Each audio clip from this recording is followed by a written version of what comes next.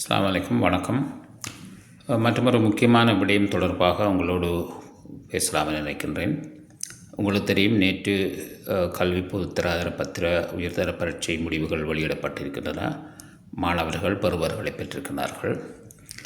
அந்த பெறுபவரிலே மாணவர்களுக்கு பொது பரீட்சை ஜென்ரல் காமன் டெஸ்ட்னு சொல்லுகின்ற பரீட்சையிலே 30 புள்ளிகளுக்கு குறைவாக எடுத்த மாணவர்களுடைய நிலை என்ன என்பது தொடர்பாக பல்வேறு கேள்விகள் என்னிடம் கேட்கப்பட்டது. உங்களுக்கு தெரியும், பல்கலைக்கழக அனுமதிக்காக ஆக குறைந்தது 3 பாடங்களிலும் ஒரே தடவையில் குறைந்தது 3 சாதாரண சித்திகளை பெற்றிருக்க வேண்டும். அத்தோடு அந்த பொது பரீட்சையிலே குறைந்தது 30 புள்ளிகளை பெற்றிருக்க வேண்டும் என்பது விதி. 30 புள்ளிகளை விட குறைவாக பெறுகின்ற போது என்ன செய்யலாம் என்று சொன்னால், பொதுவாக ஒரு சட்டம் இருக்கின்றது, ஒரு ஏற்பாடு இருக்கின்றது. ஒரு தடவையில் அவர்கள் 30 புள்ளிகளை விட குறைவாக பெற்றால் அடுத்த தடவைகள் அல்லது அதுக்கு அடுத்த தடவைகள் மொத்தமாக முதல் 3 தடவைகளுக்குள் ஏதாவது ஒரு தடவையில் 30 புள்ளிகளை விட அதிகமாக அவர் பெற்றிருந்தால் அவர் பல்கலைக்கழக அனுமதிக்கு தகுதியானவராகுவார். உதாரணத்துக்கு ஒருவர் 3A சித்தியை பெற்றிருக்கின்றார். அவரது புள்ளி 30 விட குறைவாக பொது பரீட்சையில் இருக்குமாக இருந்தால் அவர் பல்கலைக்கழகத்துக்கு விண்ணப்பிப்பதிலே எந்த தடையும் இல்லை, அவர் விண்ணப்பிக்க முடியும். அவர்களுக்கு பல்கலைக்கழக அனுமதி கிடைக்கின்ற போது அவருடைய அனுமதியானது எப்போது அவர் 30 புள்ளிகளை பெற்றுக் கொடுக்கின்றாரோ அதற்கு அடுத்த வருடம் அல்லது அதற்கு அடுத்த வருடத்திலே பெற்றுக் கொடுக்கின்ற போது அவருடைய பல்கலைக்கழக பிரவேசம் விடுவிக்கப்படும்.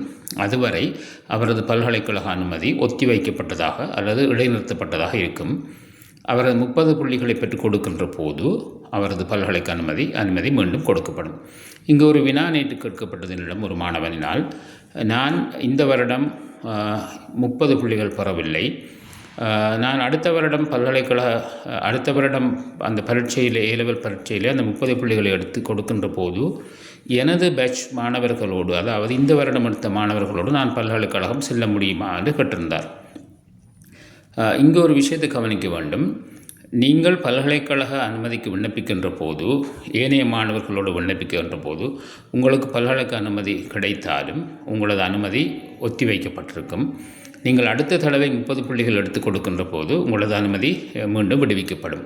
அந்த சந்தர்ப்பத்திலே உங்களது முதல் தொகுதி மாணவர்கள், அதாவது நீங்கள் இந்த வருடத்தில் எடுத்த மாணவர்கள் பல்கலைக்கழகத்துக்கு உள் செல்லவில்லை என்றால், அதாவது நுழைவு செய்யப்படவில்லை, இன்னும் அவர்கள் காத்து கொண்டிருக்கின்றார்கள் என்று சொன்னால், அந்த சந்தர்ப்பத்திலே அந்த பல்கலைக்கழகம் விரும்பினால் உங்களை உள்ளே அதோடு சேர்த்துக்கொள்ள முடியும். சில வேளை அந்த மாணவர்களுடைய வகுப்புகள் செமஸ்டர் ஆரம்பித்திருந்தால் அந்த பல்கலைக்கழகம் தான் முடிவு செய்ய வேண்டும் உங்களை அந்த பேட்சோடு சேர்ப்பதா இல்லை அதற்கடுத்த பேட்சோடு சேர்ப்பதா என்பது. இங்கு நீங்கள் தெளிவாக ஒரு விஷயத்தை புரிந்து கொள்ள வேண்டும்.